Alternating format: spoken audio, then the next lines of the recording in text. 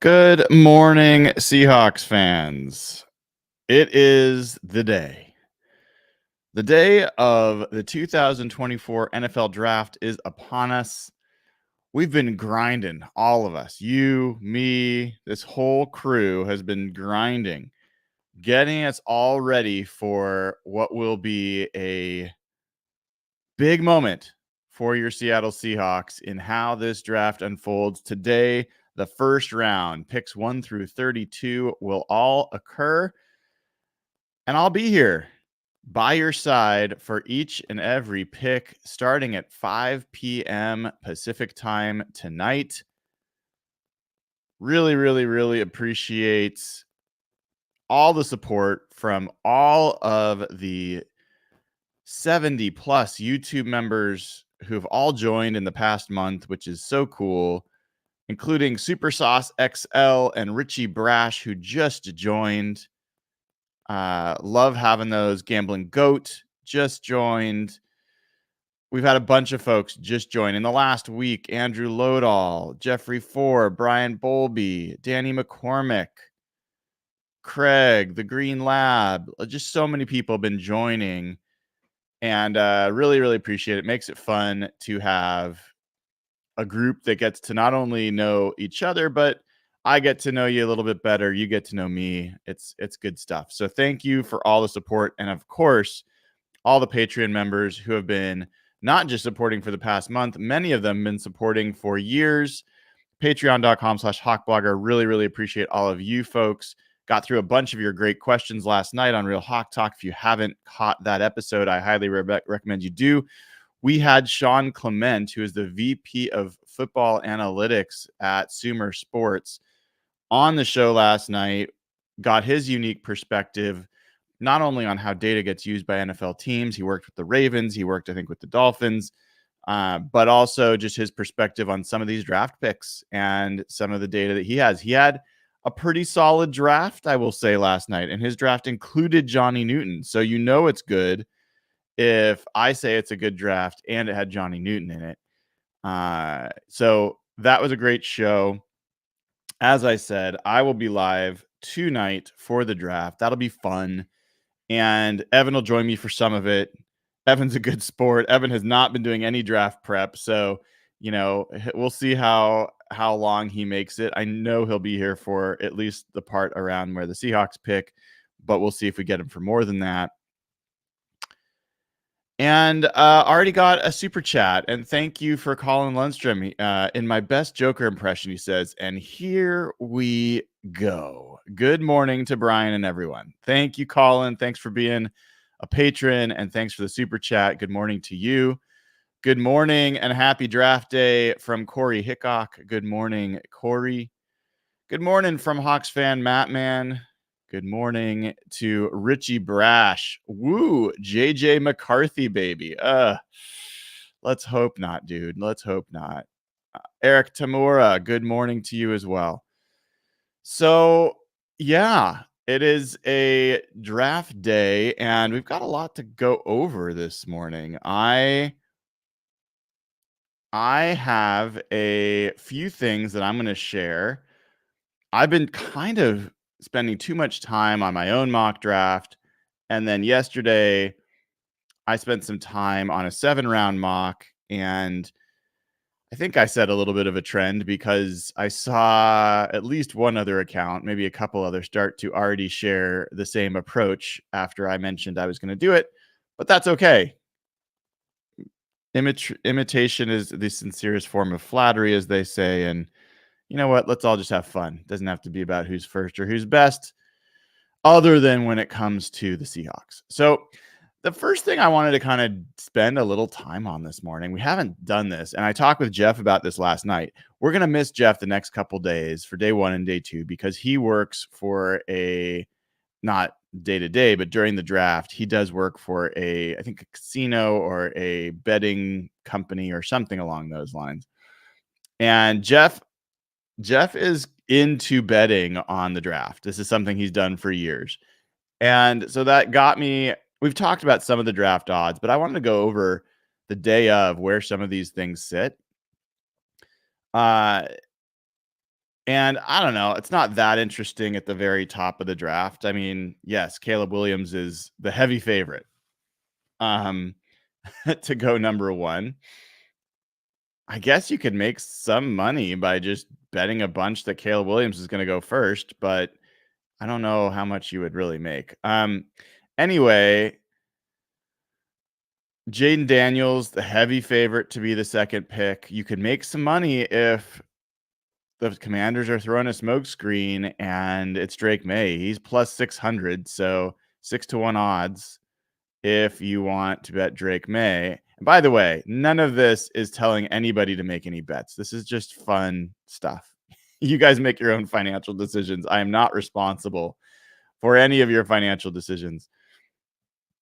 I am not betting on the draft at all, for what it's worth. I will not be making any of these bets that we talk about here in the next few minutes. Drake May is the heavy favorite for number 3. JJ McCarthy is the next most likely. Marvin Harrison Jr., the heavy favorite for number 4. So a lot of these are kind of just chalk, nothing surprising. It is interesting when you get to the 5th pick. The 5th pick, which is currently the Chargers, the betting favorite plus 250, so 2.5-1 odds, is JJ McCarthy. The next most likely is JC Latham, plus 350. Those two are ahead of Malik Neighbors. And I think those indicate that most people believe the Chargers will trade out of the 5th pick and that someone will trade in. And if they don't, then they think the Chargers are most likely to take JC Latham. If they take JC Latham, I don't know. We will see. I think some things could happen that would be beneficial for the Seahawks at 16. We will see. Number 6 odds-on favorite is Malik Neighbors going to the Giants. I have Rome Odunze going there. We'll talk about that in a second. I just have a feeling. Just a feeling. I don't necessarily think that means that Odunze is better, but I think he might be a better fit in the way the Giants play. Number 7, Joe Alt is a heavy favorite. I do not have Joe Alt going number 7. We'll talk about that in a second. At number 8, this is where things get very interesting for the Seahawks. The number 1 favorite at number 8 is Dallas Turner, plus 170. Leatu Latu is right behind him, plus 200. Byron Murphy, who I currently have mocked to Atlanta, is plus 700. We'll talk about Byron Murphy a little bit more in a second because we have odds on him as well, just overall. Number 9, this is where Murphy jumps to the top most likely. They have the Bears at number 9. They have him as the most likely pick there, with Rome Odunze the second highest. We'll talk about this. I've got a different pick going there. Brock Bowers at 10, and then a big drop down to Rome Odunze being the second most likely. So some interesting pieces there. If you want to see the odds to be a top 10 pick, you can combine up to 4 selections into a parlay, I guess. I don't know. But Joe Alt is negative 1,500. I think that's a really solid one, clearly. Rome Odunze is negative 1,350. JJ McCarthy, negative 1,200. I don't know if I'm taking that bet on JJ McCarthy, but that's partly because I'm just not a huge fan. Then JC Latham at negative 140. I don't think JC Latham is one of the 10 best players in this draft. So I think it's great if he's going to go. Dallas Turner's negative 110. I'm not convinced Dallas Turner is one of the 10 best players in this draft. And then, unfortunately, Byron Murphy at negative 105 is the 6th highest. I do think he is one of the 10 best players. From there, everyone else is a plus. Brock Bowers is plus 125. Latu's plus 160. Olu Fashanu plus 340. So on and so forth. But this is where it gets a little bit more interesting. First defensive lineman, edge player drafted. Dallas Turner, pretty heavy favorite, -105. Latu, +180. And then Byron Murphy, +220. And then Jared Verse at +6,000. If you think that, which I don't think is crazy, that the Atlanta Falcons like Jared Verse better than the other edge rushers, that could be a big bet. That could return some big money. First linebacker drafted. This isn't about the first round. This is just in general. Junior Colson and Edge Cooper are tied at +125. I think Edge Cooper's the guy that's going to go first, but I do think those are the two guys in competition. From there, it goes to Peyton Wilson at +470, then Trevin Wallace at +1,500, ahead of Cedric Gray, ahead of Jeremiah Trotter Jr.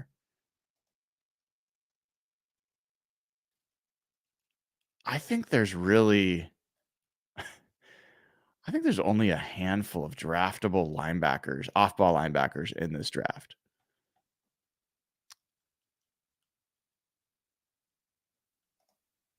One of the ones that I will tell you I would take if I was a betting man, the second wide receiver drafted. Not the first, the second wide receiver drafted. Malik Neighbors is a huge favorite here, -430. Roma Dunze is +270. Currently, I've got Roma Dunze going second. All right, so let's go do a couple over-unders of where specific players are expected to go.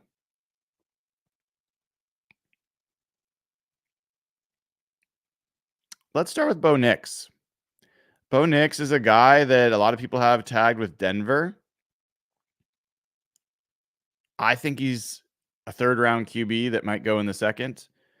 His over-under is 32.5. So right on the edge of the first round. Could potentially make some good money if he does get drafted in the first round. Byron Murphy. Where do you think Byron Murphy's over-under is? If I hadn't known the answer, I would have guessed his over-under would be 12.5 is about where I would put him, mainly because I think he's increasingly likely to Atlanta at 8 or the Bears at 9. But if he doesn't go there, he could slide. So somewhere in there. His over-under is 14.5. That is disturbingly close to 16. So at least by betting odds here, we are correct to have obsessed about Byron Murphy potentially sliding to the Seahawks. 14.5. If I had to take the bet, I would definitely take the under, meaning he's going to go ahead of that.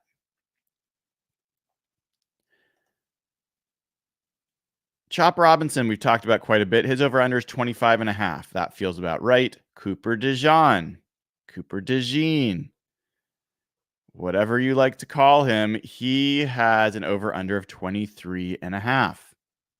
Feels about right. Importantly, Graham Barton. We will be talking about this young man in a minute. Graham Barton's over-under is 20.5, 20.5. That's exactly where I see him going. I don't see him sliding past 20. So I'm definitely taking the under. Like, I would hammer the under on this one. And part of the reason is I don't think he gets past Pittsburgh. Even if the Seahawks trade with Pittsburgh, I think Pittsburgh might take him at 16. So I think Graham Barton is, It is going to be hard for him to be a Seahawk unless they decide to take him at 16. Jared Verse's over-under is 19.5. This is almost certainly a player the Seahawks will have an opportunity to draft, and he could be the player that haunts them. Johnny Newton, who, you know my opinions. On his own, I'm not as interested in Johnny Newton as I am in Byron Murphy. We had a fun time last night where the draft got Tavondre Sweat later. If you're talking about pairing Tavondre Sweat and Johnny Newton, much, much more interested in Johnny Newton in that situation than I am in Johnny Newton being the lone defensive tackle that you add to that group. His over-under is 29.5. So everybody's got Johnny Newton, Byron Murphy as like 1 and 1A, or a lot of people talk about them like that. I've seen a gap from the beginning. I've talked about it. The betting odds see a gap as well. We'll see if the NFL sees a gap.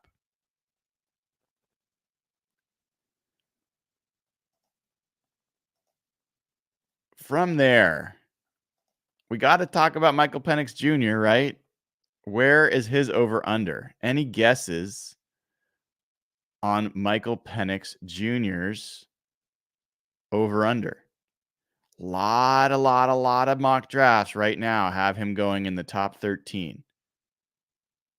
A bunch of other folks don't believe it. Some folks think he will go in the 20s. Some people think he'll go in the second round.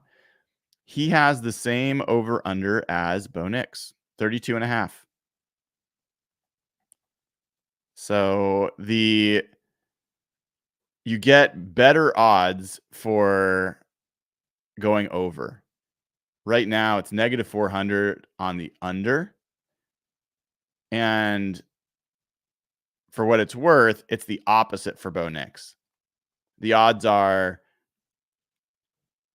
kinder if you choose the over. Sorry, if you choose the under.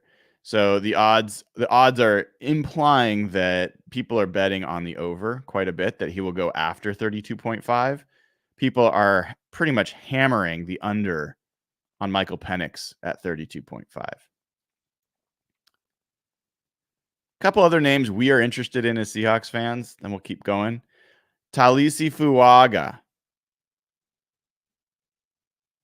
His over-under is 13.5. And right now, people are betting the under, meaning he'll go before then. This is a guy I'm curious about. I would bet the over on that. I think he's going to go 14 to the Saints or later. We'll see. I can't remember what I have in my mock draft, but just a feeling. Troy Fautanu,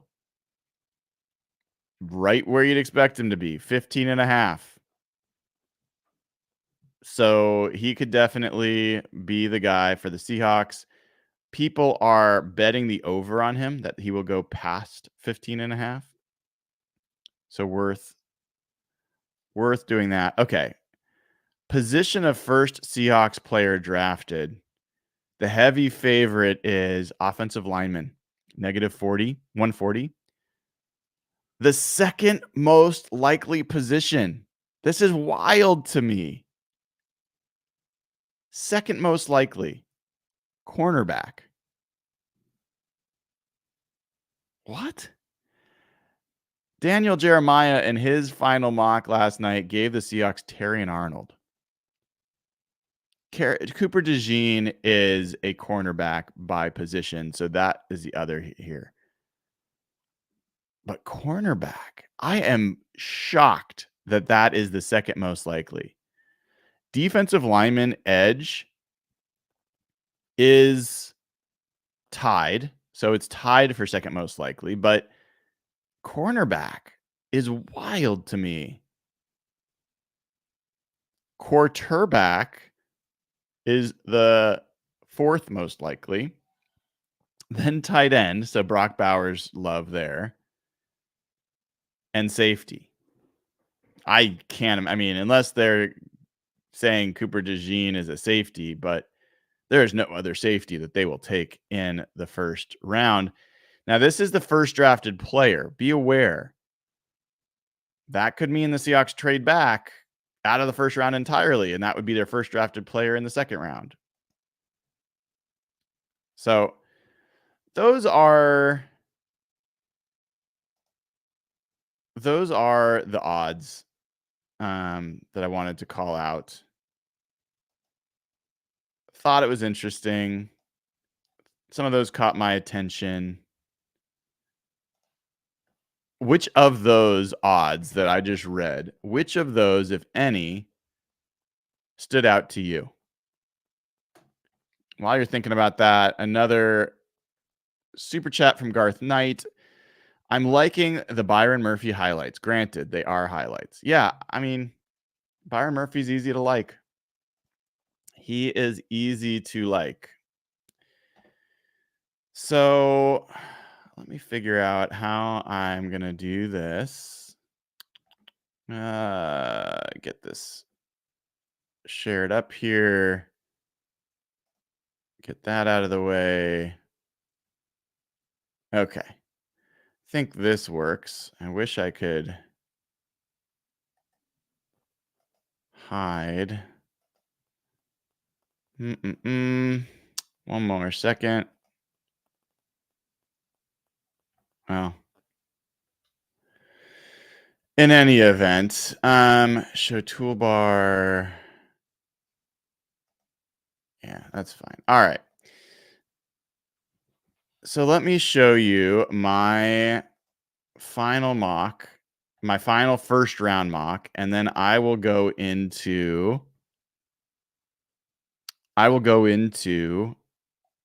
my 7-round mock. Okay?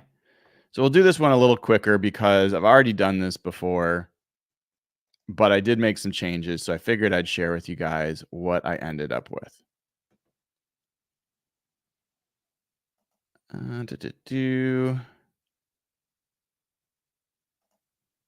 Let's do this one.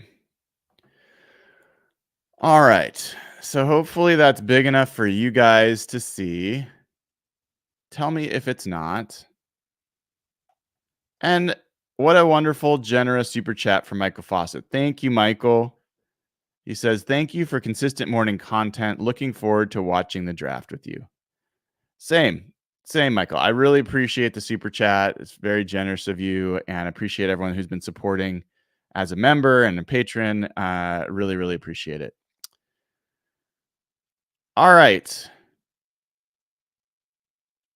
I see from someone that Pete Schrager does not have Johnny Newton going in the first round. Guess what? Neither do I.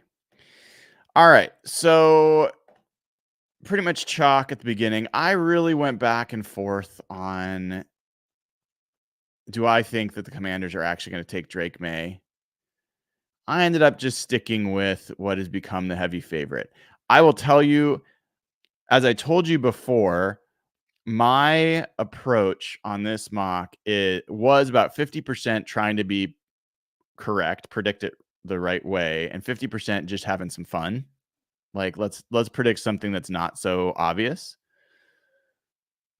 I probably ended up going like 60-40 in the fun versus predictive. So, whatever. I think these are still potentially realistic. And so I stuck with Jaden Daniels, though. All right, I changed to Jaden Daniels. I have Drake May going third. I'm sticking with this wild trade, which I have less confidence is what's going to actually happen, but I have the Vikings packaging up 11-23 to get up to New England and get Drake May. I think the Vikings are going to be aggressive, and that's what I have them doing. The benefit for me here in the way that this prediction game goes, it doesn't matter if the Vikings or the Patriots pick him. If Drake May gets picked third, I get 5 points because I will have been correct about draft position. So the trade's just a bonus guess. Arizona, I have more Marvin Harrison. So chalk. 5, J.J. McCarthy. In this case, I have the Patriots trading up from 11 to get J.J. McCarthy. That could just as easily be Minnesota or some other team. I have JJ McCarthy going in the top 5. I certainly don't think he's one of the top 5 players. This is where things diverge from what most people have. I have Roma Dunze going to the Giants. I continue to think that Roma Dunze not only is just an impressive player, but an impressive human. Like he's a person that a lot of teams are going to fall in love with. He plays physically as a blocker, as a receiver, and if you look at the classic Giants receivers, they value grit and strength. And I think that I'm probably looking too deeply into this. Malik Neighbors certainly is more explosive. I think you could argue he is the better receiver prospect. Something about it makes me think the Giants will go with the Dunze. If someone trades into that spot, then all bets are off. But that's what I'm sticking with now. Then things get even more wild. I am going against chalk. I know the Titans should have a tackle. That's Joe Alt is a heavy favorite for this spot. I was listening to who was it? Oh, I think it was Diana Rossini and Robert Mays on one of the Athletic Football podcasts. And they were just talking about Callahan coming from the Bengals, and that if you look at the Bengals, they prioritized receiver over offensive line, and it's hurt them in some ways, but it's also gotten them to the Super Bowl. And so if you've got Malik Neighbors sitting there, are they really going to pass on what could be a generational receiver for their quarterback to get an offensive lineman when Callahan's dad, the best offensive line coach in football by many accounts, who came from Cleveland, they have another pick in the early second round? They could get a Jordan Morgan potentially. They could get one of these other tackles that he could coach up, and they could rely on his talent as a offensive line coach and come out of the draft with what is probably a higher potential player. But it's debatable. Joe Alt has a super high ceiling. So I've got Malik Neighbors going to the Titans. This would shake things up. All 3 of the top receivers go in the top 7. I think the 3 receivers are better than most of the other players in this draft. Probably better than all but 1 or 2 of the quarterbacks. But quarterback has outsized positional value, so it is what it is. All right, so then I have got the Atlanta Falcons going with Byron Murphy at number 8. I had to do it. I told you I was going to do this. I can't go into this draft thinking Byron Murphy's going to fall because he's too good. I don't believe the NFL will let him go all the way to 16. Someone somewhere. It'd either be the Falcons or the Bears. I have the Falcons doing it. But what this sets up that would be interesting is the Bears, all of a sudden I thought about the Falcons taking Joe Alt, but they've got Jake Matthews, and I don't think they'd take a left tackle. The Bears could come out of this with Caleb Williams and Joe Alt, and I think that would be a fascinating exit. A lot of people have them coming out with another wide receiver or one of the edge players or defense. I think if this happened, I think Joe Alt would be a very logical position. I see a question from 67 Plush. Is it too late to join the prediction game? Where do I find the link? So it is not too late. I will keep this open all the way until the draft, and then I will lock the sheet. The link to the sheet, if you're a patron, patreon.com/hawkblogger, go to patreon.com/hawkblogger. You will find the post where there is the prediction game, and there's a link, and you can access it. If you are a YouTube member, you have to be club level or suite level. Go to the community tab on the YouTube channel and find my post that is going out to club and suite level members, and it has the link to the prediction game. So yes, you can still play. I encourage you to. My only request, please, please, please, please, please read the instructions and follow the instructions. That includes 2 things. 1, please add yourself to the scoring tab. Once you filled out all your picks, add yourself to the scoring tab or else your scores will not be totaled. Also, check the spelling tab. Make sure you're spelling the players exactly the way that I have spelled them on the spelling tab. If not, there is a chance you will not get credit for a correct pick because it is an exact match scoring system. Okay? So please, please, please read the instructions, follow the instructions, and you will be golden. But yes, you can still do it. If you are still not finding the link and you are a club level or a suite level member in YouTube or you're a Patreon member, just send me a note on whatever platform makes sense, and I will help you get that link. All right. Joe Alt to the Bears. I went back and forth on Bowers. Something about this pick pisses me off. I don't think that the Jets should draft Brock Bowers. I don't think that's the right pick for them. This feels very media driven, that everybody's just decided that Brock Bowers is the right fit and that Aaron Rodgers wants Brock Bowers or he wants another target. I don't know, man. I think this could be a wild card pick. I actually liked what I had before better, but I ended up there's so much consensus here. I just bowed to it in this case. I was like, fine, Brock Bowers at 10. When that doesn't happen, I will not be shocked. At 11, I have Michael Penix Jr. And the reason I have this happening is I have the Raiders actually hopping up from 13 to 11 to get in front of the Broncos and get the quarterback that they want. So a little bit of fun. And then at 12, I have the Commanders making a wild move, which is highly unlikely, but I liked it anyway. Coming all the way up from the second round to number 12, the Broncos realize that they can trade out of the first round and still get Bo Nix and get more players. So they trade out of the first round entirely. And the Commanders come in here to get not just a lot of people have the Commanders coming into the end of the first round to get a tackle. That makes sense. But if you want to get a franchise left tackle in what's a great tackle draft, you're going to have to get up a lot higher than that. And so this is a much more bold move to say we are going to get our franchise left tackle, and they take Olu Fashanu, who is the best pass blocking tackle in this draft and will protect Drake May for many years.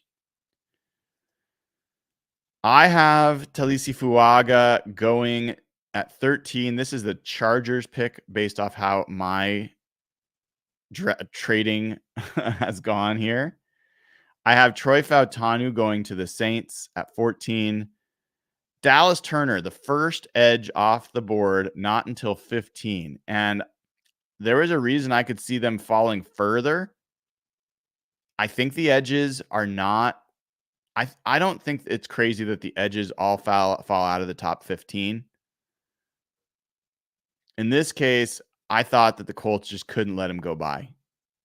And so I have them drafting Dallas Turner. Obviously, Kenyon Mitchell is the betting favorite, but I've got Dallas Turner there.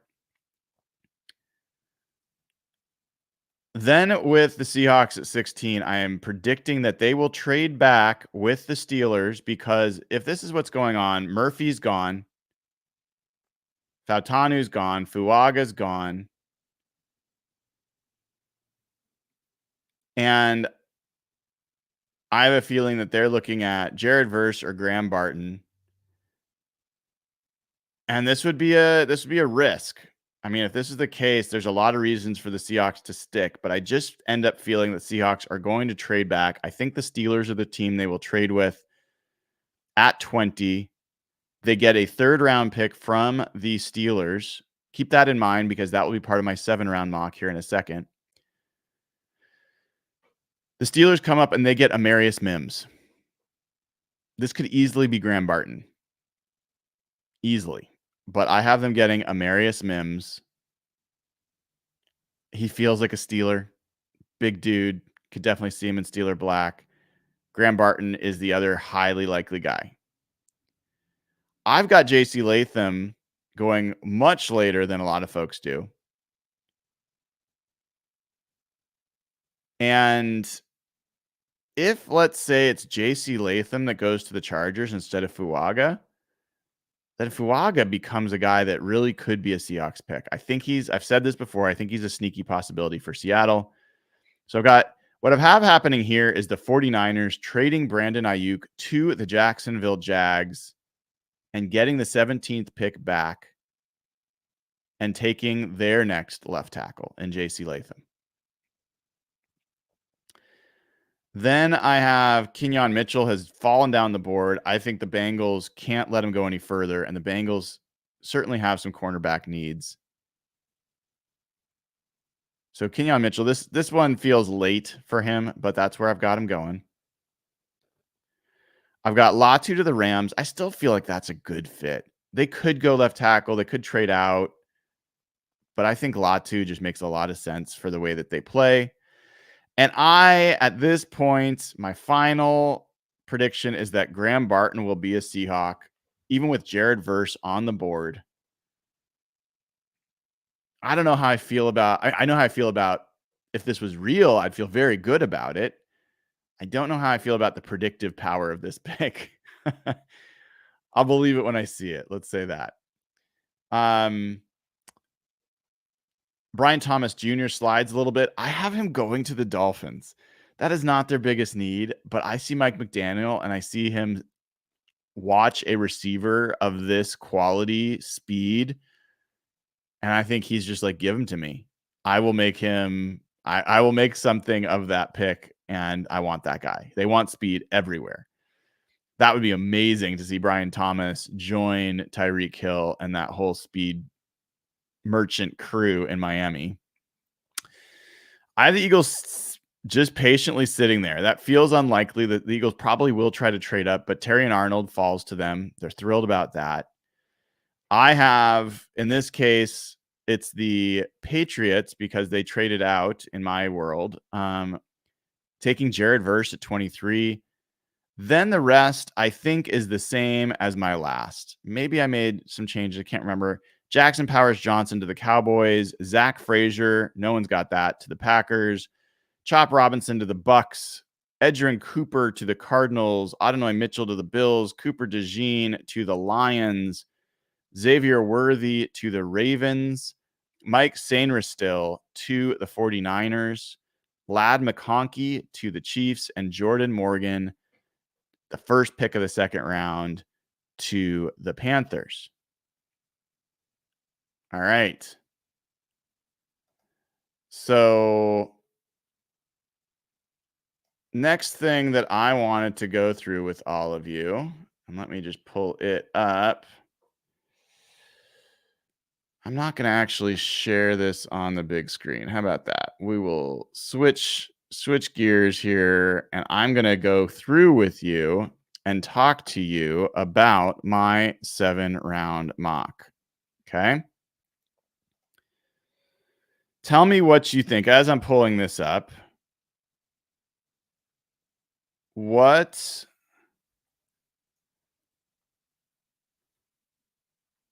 do you think of that first round that I just predicted? So we got a super chat here from Garth Knight. I hate that Penix is a Raider, but it's such a fit. The biggest surprise in the draft for me is if Penix isn't a Raider, no matter where they pick. We'll see. I wonder about the Vikings. I do wonder about the Vikings as an alternative landing point for Mr. Penix, but agree. The Raiders are certainly the betting favorite. DKJ asks the same question that 67 Plush asked, which is it too late to join the prediction game? It is not.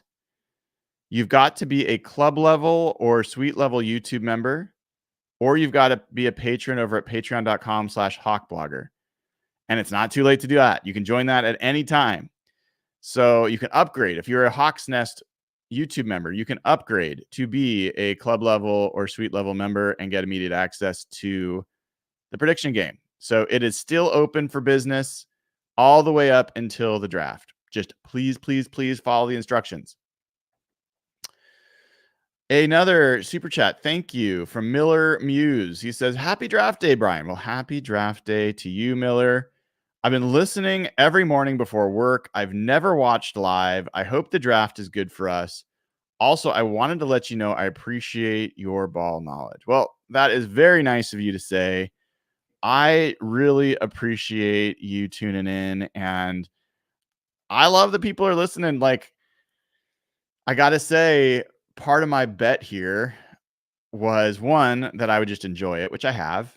Two, that other people would feel the same way I do, which is if you're stuck in a car commuting to work and you're trying to listen to Seahawks talk and you tune into sports radio, we got 2 sports radio stations in Seattle. Wherever you are outside of Seattle, you have probably sports radio.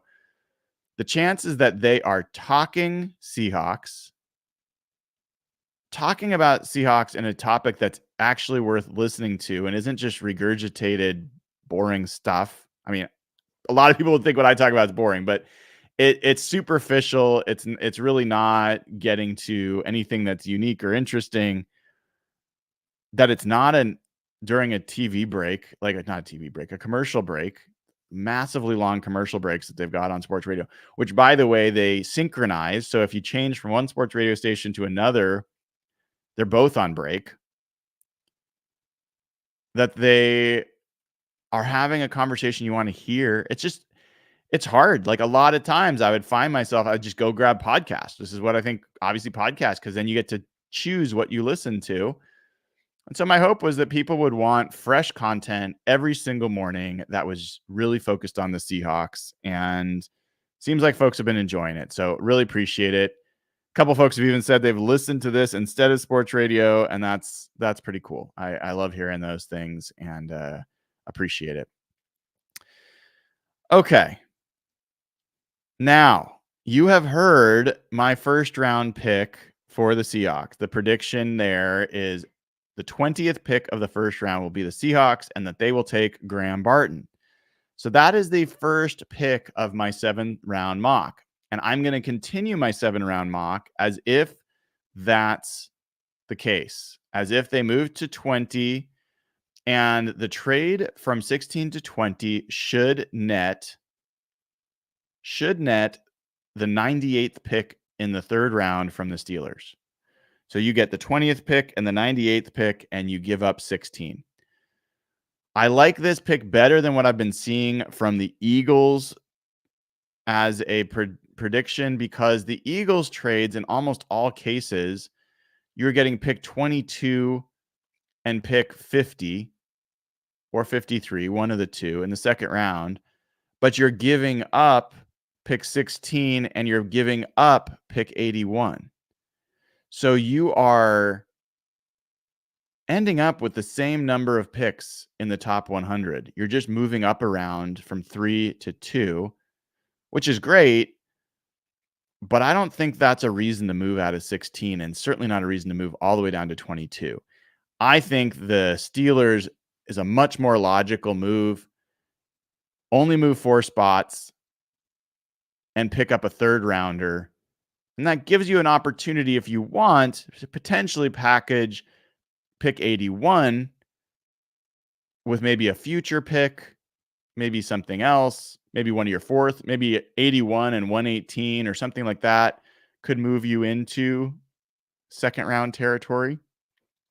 I'll go back and look at actual trade value charts, but I think that the trade with the Steelers makes a lot of sense to me. So that's how I'm going through my 7-round mock. Now, the other thing that I did in my 7-round mock is that I limited who I could pick at each spot after the 1st round based off of Arif Hassan's big board, his consensus big board. And if you don't know what his consensus big board is, sorry, I'm trying to see if I can. There we go. His consensus big board. Let me show this to you really quickly. It's a great thing from Arif. And he goes through, and I'll zoom this in for you just 1 second.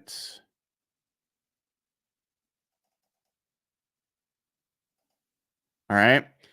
So he goes through and he goes across a number of other big boards and comes up with the consensus of where these players fit. And he's got variance of like how much variance there is to where these players go based off the different big boards. And one of the things he does differently is that he weights higher up, players higher up, like picks higher up as higher than picks lower down, so that if players are mocked or are on higher on the big boards, they get a disproportionately large value associated with them. So all these other places just average it out to where, well, the average is that this is where the player will go. Arif is basically putting a bigger weight on the fact that if there is some big board that has a guy in the top 30, that much more that has a big emphasis on or impact on where he will fit on this board. Meaning, if somebody thinks he's that good, then that's going to give him a disproportionate value. Okay. So what I did is I went through and I went to each of the Seahawks picks, and let's say 81 is a Seahawks pick. This is the overall consensus for who's the 81st best player on the board. Jalen McMillan. Okay. And then what I did is I went 10 spots before.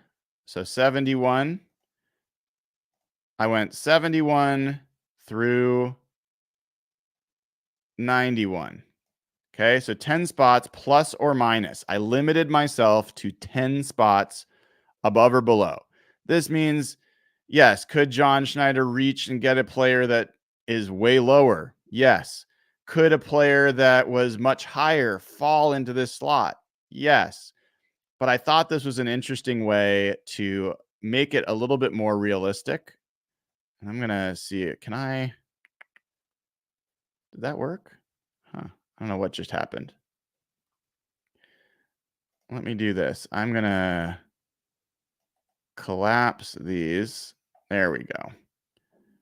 And get rid of this, because as much as I like your branding, which honestly, Arif, I'm not sure I do, but he does amazing work. So I looked at these guys and I said, which of these guys are the Seahawks going to pick at 81? And if you all know me, which I think you have started to know me, you're like, ooh, T'Vondre Sweat at 71. This is your only chance. This is your only chance to get him, because if you go down farther than that, he's not going to be within the range of what you're choosing. He's at the very top end of the range for the 81st pick. I didn't pick T'Vondre Sweat. I have a feeling the Seahawks will gamble that he will be available later and that they will not take Sweat at 81. So I did not take him. I did not take Cole Bishop. You know, I like Cole Bishop. I didn't take Roger Rosengarten.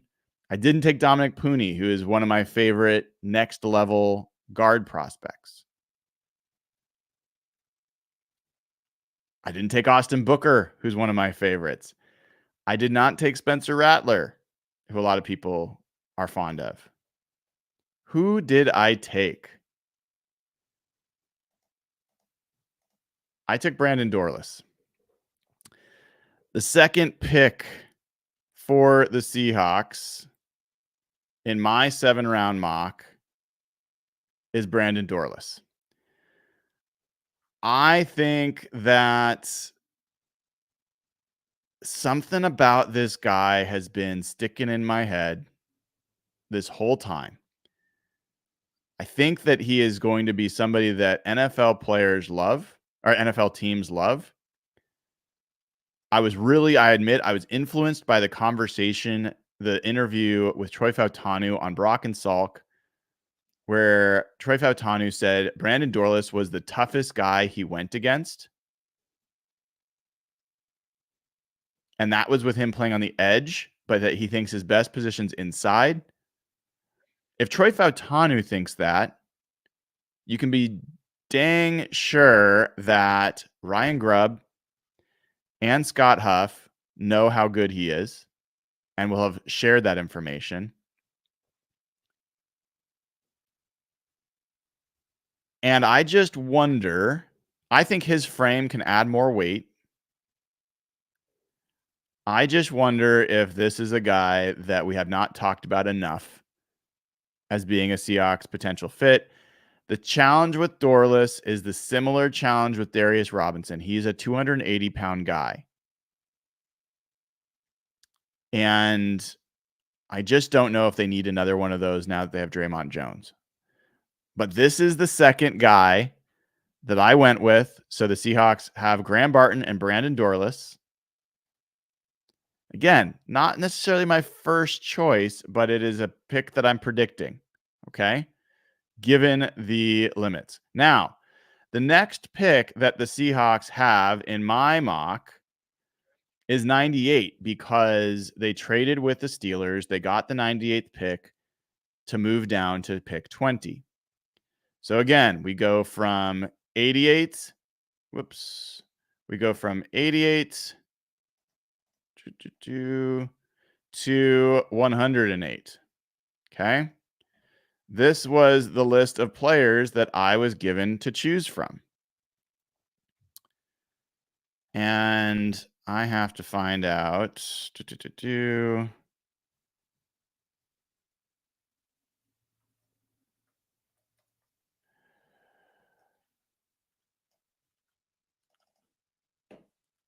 Apologies for that. Who did I pick at 98?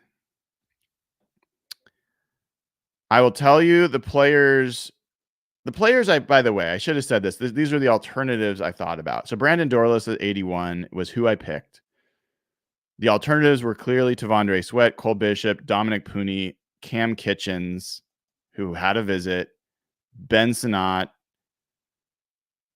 Austin Booker, Mason Smith, and Jeremiah Trotter Jr. So a lot of different options there, but I went with Dorlus. At 98, I looked at this. There are a lot of interesting names here for the Seahawks. I have a feeling the Seahawks are going to pick a quarterback. I have a feeling that if they get this extra pick, that will give them a little bit extra ammunition to feel like they can pick a quarterback and still address other positions. And this was the last pick I could use to take Spencer Rattler. I think that this feels right.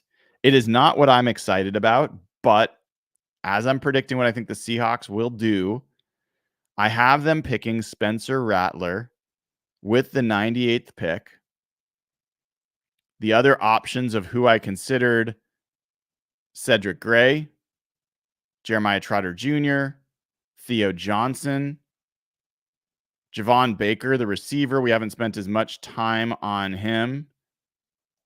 Christian Mahogany, the guard, and Malik Washington, the wide receiver, who you know is one of my guys. If you listen to the My Guys episode, he's one of my guys. So there's a lot of different choices there. I had them picking Rattler. Once again, not a guy that I'm nearly as high on or as interested in as other folks, but that's what I did. Okay. Part of it, keep in mind, if they get pick 98, the Seahawks already have pick 102. So now you will have 2 picks within 4 of each other if they make this move, which is another reason I think this is an appealing move for the Seahawks. Before I move on, another super chat. Aiden Reynolds Really appreciate all the work you've done this draft season. Almost no Seahawks coverage in Winnipeg, so the morning shows have been a godsend. Love to hear it, Aiden. Thank you. Appreciate you tuning in. And we certainly have a number of Canadian followers, which is great. And I missed, I think, a super chat from Garth. A lot of cats work nights and love some morning content. This is a rare commodity for night shifters, at least on YouTube. I also listen to this over the radio, meaning he listens to this instead of the radio. Really appreciate that, Garth. That's awesome. So yeah, I see a lot of folks in chat are like, no, not Spencer Rattler. I'm not a huge Spencer Rattler guy, but this is me predicting. I think this is very plausible. Okay. Now, next pick for the Seahawks. They had 98. Now they're at 102. All right.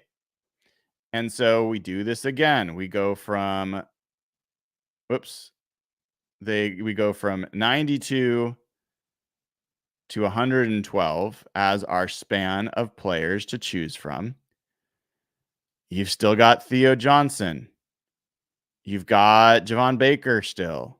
Jermaine Burton, we haven't talked about. If you don't know Jermaine Burton, this guy is an absolutely obscene receiver who, if he wasn't a total jerk with serious character questions, he would be a certain day 2, maybe even a day 1 receiver. He's ultra talented, ultra fast. I don't think the Seahawks will take him, but he is an interesting prospect. So Theo Johnson, Javon Baker, Christian Mahogany is still there. I don't think Cade Stover,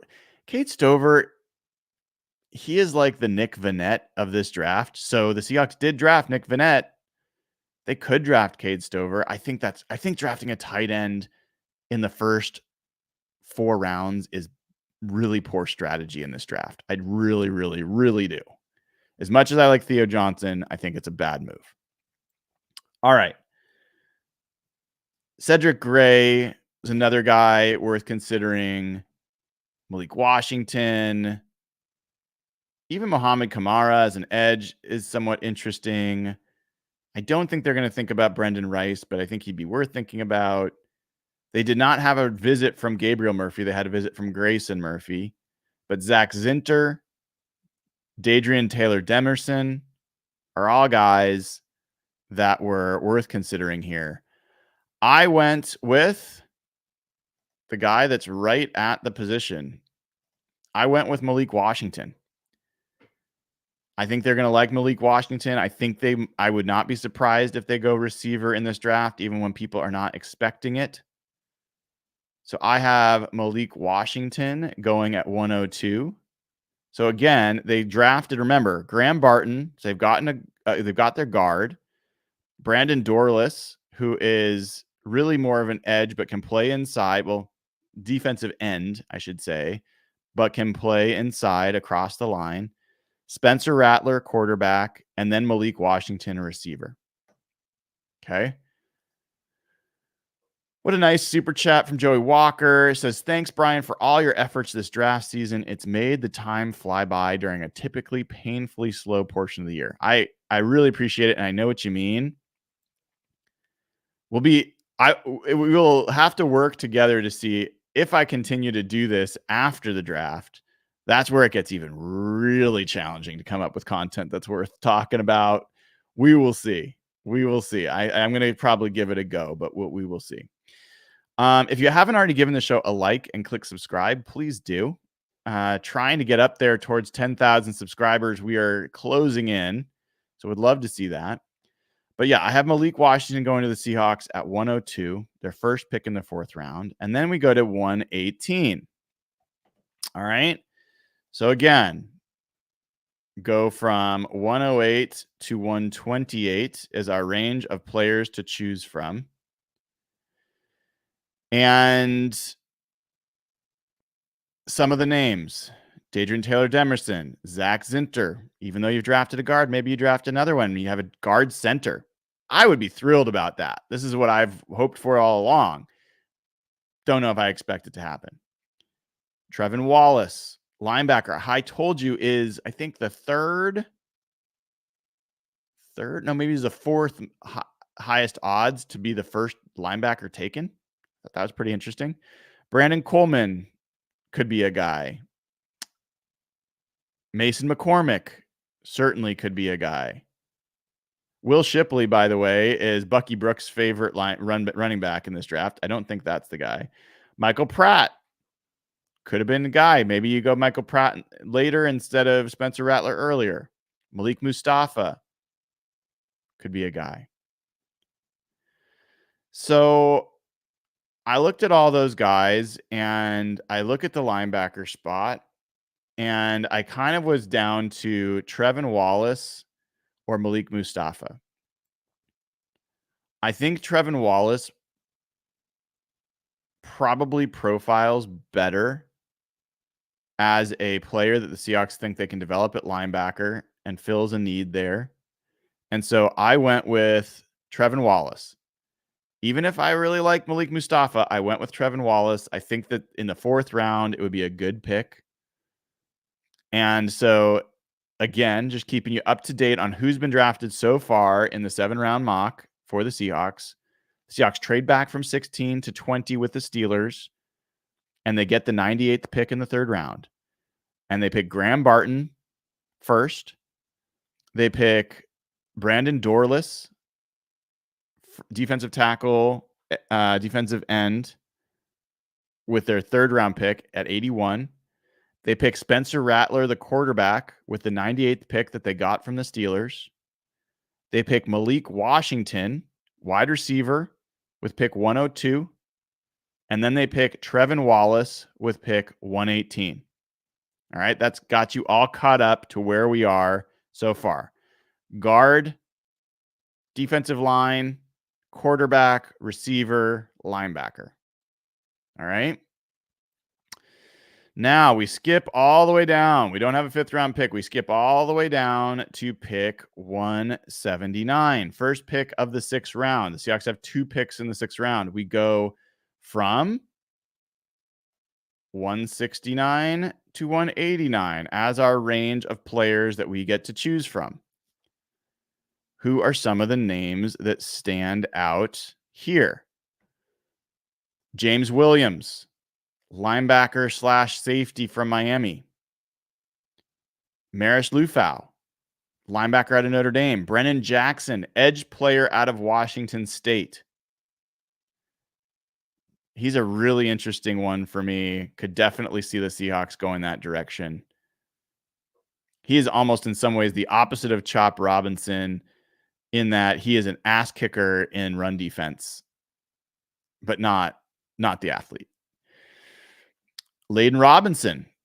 This is a guy that Chad Ryder predicted the Seahawks would draft in the 4th round, I believe.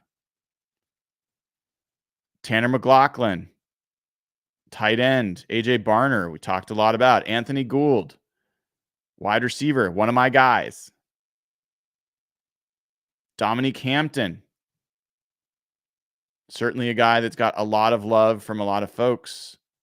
Christian Boyd, defensive lineman. They have not taken their kind of nose tackle, so Boyd makes sense here. Those are a few of the guys that stand out. I went with AJ Barner. I think AJ Barner makes a lot of sense for the Seahawks. I think he's exactly the kind of guy they're going to want to get. And given the range here, if they don't draft him now, they will not get him in the later pick.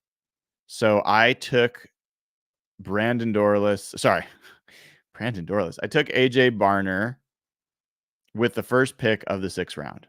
So now they've got a tight end.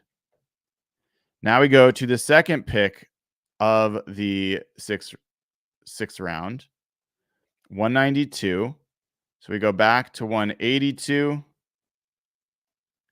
and up to 202. Now the range. And so you've got Hampton, you've got Boyd. It starts to get a little thin. Evan Williams, safety out of Oregon. Jalen Harrell out of Michigan. Maybe Nathaniel Watson.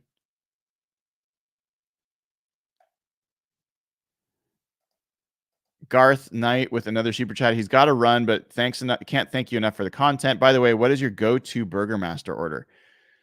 I don't know the names of the burgers there, so I'll butcher this, but it's, I'm a straight, give me the burger with bacon, cheese, all that stuff. And then I'm a shake and fries guy. So that is my go-to order. Shake wise, I think an underrated shake is butterscotch. And if you put Oreo in there, it's pretty solid. So that would be one I would give a shot to. 67 Plush says Garth is simply Evan's burner account. I know it. I think that would be hilarious. I think it's unlikely. I think it's unlikely for a lot of reasons. All right. So here we are at 192. Pickens getting slim. I think that it probably comes down to these top two players as who the Seahawks would be looking at. They have not gone safety yet. I could easily see them going Christian Boyd here. It's really a tough one. I ended up going Dominique Hampton. I think safety's in a little worse spot. I think Hampton has a little higher upside. And so I ended up going with Dominique Hampton here as the second pick for the Seahawks in the 6th round. Final pick. We get all the way down to pick 235. And so we go back to 225. Whoops. 225 and up to 245, right? And we scroll through and we look at who these guys are. Not a lot of guys jumping off the list here. One name that jumped out to me, Grayson Murphy from UCLA, has been on a visit to the Seahawks. We know John Schneider has picked his UCLA guys, has a relationship with Chip Kelly, even though Chip Kelly's not there anymore. I would not be surprised. And, he loves his edge players. I looked through this and I was like, none of these other guys to me even really stand out as likely alternatives. So I went with Grayson Murphy as my final pick for the Seahawks in the 7th round. So to recap, I have the Seahawks in my 7-round mock going Graham Barton at 20, Brandon Dorless at 81, Spencer Rattler at 98, Malik Washington at 102, Trevin Wallace at 118, AJ Barner at 179, Dominique Hampton at 192, and Grayson Murphy at 235. I look at that and that feels very, very, very plausible for the Seahawks, for John Schneider. It's missing some of the beef that I always want and I never get in these drafts from John Schneider. But it's a lot of the positions that he likes. I think it hits some of the guys that have been linked to the Seahawks. If you just made a couple changes in this, it would go up in my estimation. I like the Malik Washington pick a lot. Actually, I'm not down on the Dorless pick. I won't be pissed if they draft.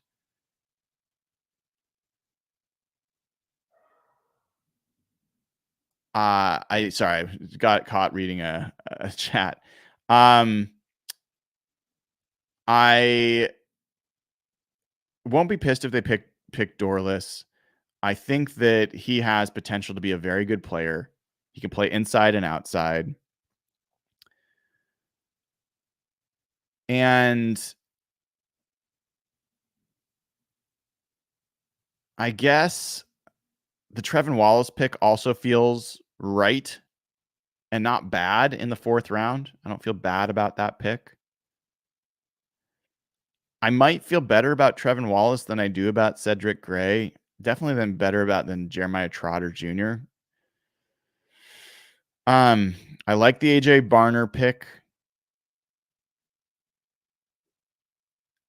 I think that one's one that could get swapped out if they feel like they're going to go undrafted free agent for tight end. That could be James Williams. That could be Maris Lufau. I think doubling up on linebacker could make some sense. Brennan Jackson makes a ton of sense there. Anthony Gould. If they already got Malik Washington, I don't think they'll take Gould. But Brennan Jackson could very well be a Seahawk.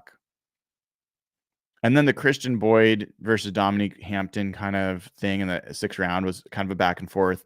Grayson Murphy, I think that's almost something I'd bet on. I think he could definitely end up a Seahawk. So, I don't know. If this was the Seahawks draft, what grade would I give it? What grade would you give it? Graham Barton, Brandon Dorlus, Spencer Rattler, Malik Washington, Trevin Wallace, AJ Barner, Dominique Hampton, Grayson Murphy. I would probably give that draft a B. I'd give it just a flat B. Nothing. I mean, I really like Graham Barton, but it feels like a kind of down the middle draft, which is what they've been doing the last couple of years. Not a lot of huge upside, not a lot of downside. Add some starters. I wouldn't be thrilled. I would be interested, but I wouldn't be thrilled if this is how it came out.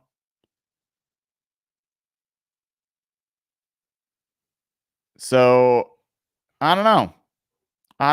I think if you swapped out Tavondre Sweat for Brandon Dorlus, it was Graham Barton and Tavondre Sweat. That certainly would make me feel different.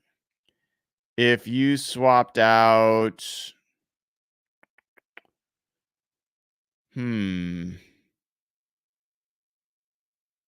I think that's one of the, I mean, if you swapped out Zach Zinter for Trevin Wallace and doubled up on interior line, that would make me feel different. You know, Zach Zinter or Mason McCormick at 118. I don't know. I mean, I think this is part of the reason I wanted to do this exercise this way is I think it was a really good way to limit the reality of who you're probably going to have to choose from instead of these mock draft sims who have crazy players dropping all the time. I think this consensus draft board from Arif is a better approximation. So we will see. We will see very soon who the Seahawks will end up with, at least in the first round, if they even end up with a first round pick later tonight.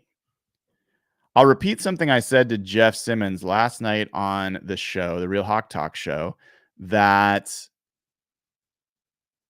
increasingly makes me wonder if the Seahawks will trade back at all. John Schneider, for all the trade backs that he's done, almost all of them have been either out of the first round or like moving back after in the 20s to farther back in the 20s. So the back half of the first round, he'll trade out of it or he'll trade back quite a bit. In the top half of the first round, he does not trade back that much. And he has never, as far as I can tell, he has never traded from being in the top half of the first round out of the top half of the first round. The Bruce Irvin picked at 15. You know, they had the 12th pick, they moved back to 15, but they didn't move back farther. Earl Thomas had chances to move back from 14, They didn't do it. They stuck. They picked. John Schneider's talked about why he feels good about it.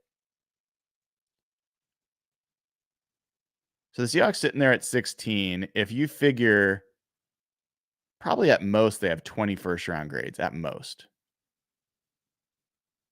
I don't know if I see them moving out. And we'll see who falls to them. But I think if I really had to put money on it right now, I would say the Seahawks stick at 16.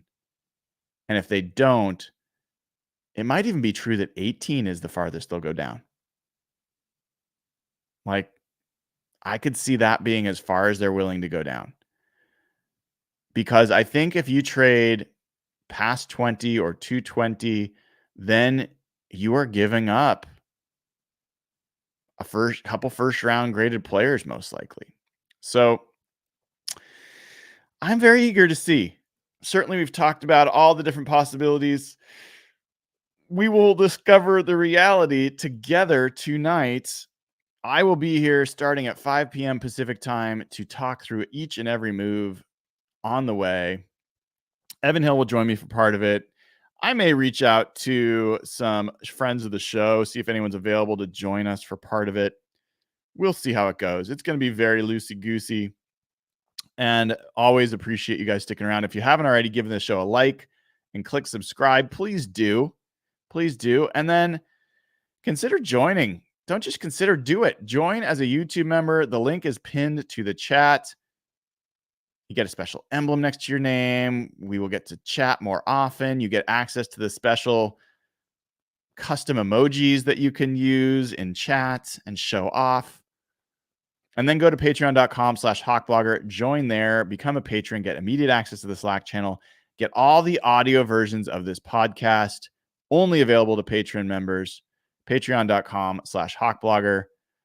And yes, you still have time to enter the 2024 first round draft prediction by joining as a club level or a suite level member on YouTube or at any level on patreon.com/hawkblogger. All right, folks, take care. I will see you later today. We're going to see a lot of each other between now and Saturday. Take care. Good luck. This has been another edition of Hawk Blogger Mornings.